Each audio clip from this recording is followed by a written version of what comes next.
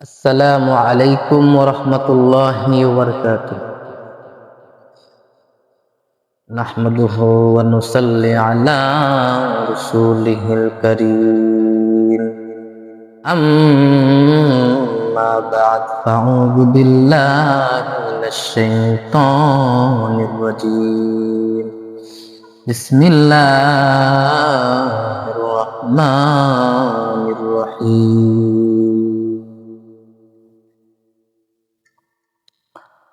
وقرن في بيوتكن ولا تبرجن تبرج الجاهلية الأولى. صدق الله المولانا العظيم وصدق رسوله النبي الكريم ونحن على ذلك من الشاهدين والشاكرين والحمد لله رب العالمين.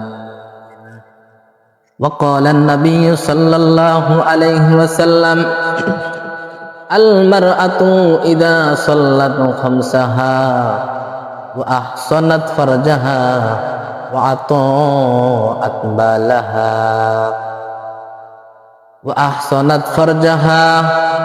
فلتدخل من أي أبواب الجنة شاءت أو كما قال عليه الصلاة والسلام. আলহামদুলিল্লাহ,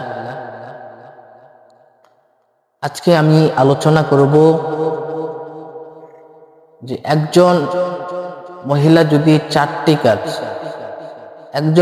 যদি চারটি কাজ করতে পারে তাহলে 8টি দরজা দিয়ে, জান্নাতের 8টি দরজা দিয়ে যে কোনো দরজা দিয়ে প্রবেশ করবে। এ সম্পর্কে রাসূল কারীম সাল্লাল্লাহু আলাইহি ওয়াসাল্লাম বলেন: আল মারআতু ইযা সাল্লাত খামসাহা ওয়া সামাত শাহরাহা ওয়া আতাআত বালাহা ওয়া আহসানাত ফারজাহা ফালতাদখুল মিন আইয়ি আবওয়াবিল জান্নাহ শাআত।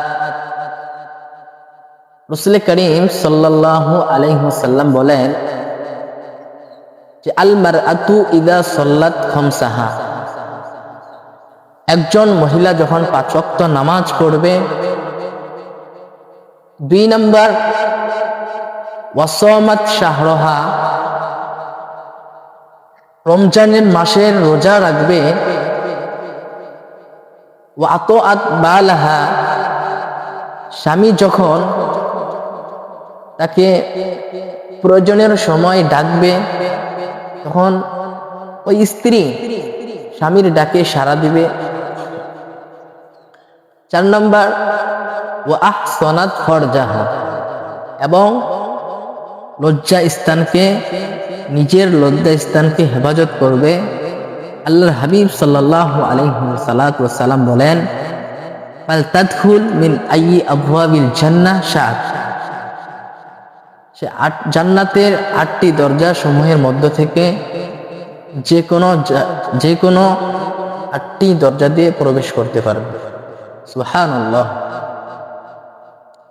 তাহলে একজন মহিলার জন্য করণীয়, সর্বপ্রথম সে 5 ওয়াক্ত নামাজ পড়বে, আল্লাহ তাআলার বিধি বিধানকে পরিপূর্ণরূপে মানবে এবং সে পাক্কা মুসলিম নারী, সে পরিপূর্ণভাবে আল্লাহ তাআলার আনুগত্য করবে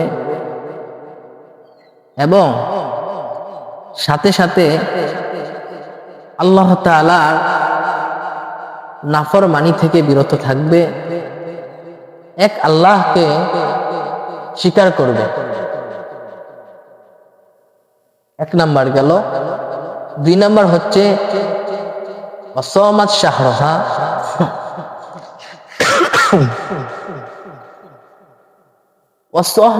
শাহরাহা, রমজান মাসে রোজা রাখবে। একজন নারী সে বালিগ হওয়ার পর থেকে তার উপর রমজান মাসের রোজা ফরজ, সে অবশ্যই সে রোজা রাখবে। 3 নাম্বার, ওয়াতাআত বালাহা, এবং স্বামীর আনুগত্য করতে হবে, পরিপূর্ণভাবে স্বামীর আনুগত্য করতে হবে। যদি একজন নারী পরিপূর্ণভাবে একজন স্বামীর আনুগত্য করে, তাহলে অবশ্যই সে 8টি দরজা সমূহের মধ্য থেকে যে কোনো দরজা দিয়ে প্রবেশ করবে। সুবহানাল্লাহ। 4 নাম্বার হচ্ছে ওয়া আহসানাত ফারজাহা, একজন মেয়ে তার লজ্জা স্থানকে হেফাজত করবে। কিন্তু আজকাল মেয়েদেরকে দেখা যায়, যদি পার্কে যাওয়া যায়, অনেক যুবতী মেয়ে তার বয়ফ্রেন্ডকে নিয়ে সে পার্কে ঘুরতে যায়, অনেক নিজের শরীরকে পর্যন্ত তার বয়ফ্রেন্ডকে সুপর্দ করে দেয়। নাউজুবিল্লাহ বলবেন না? নাউজুবিল্লাহ। সে নিজের সতীত্বকে তার বয়ফ্রেন্ডের কাছে তুলে দেয়। কিন্তু একজন মুসলিম নারী যদি এই 4টি গুণ যদি তা একজন মুসলিম নারীর উপর থাকতো, তাহলে আল্লাহর হাবিব সাল্লাল্লাহু আলাইহি সাল্লাম বলেন, ওই মহিলা জান্নাতের 8টি দরজা সমূহের মধ্যে থেকে যে কোনো দরজা দিয়ে প্রবেশ করতে পারবে। শাআত, তার যেটার ইচ্ছা, তার যে দরজা দিয়ে মন চাইবে সেই দরজা দিয়ে প্রবেশ করবে। এজন্য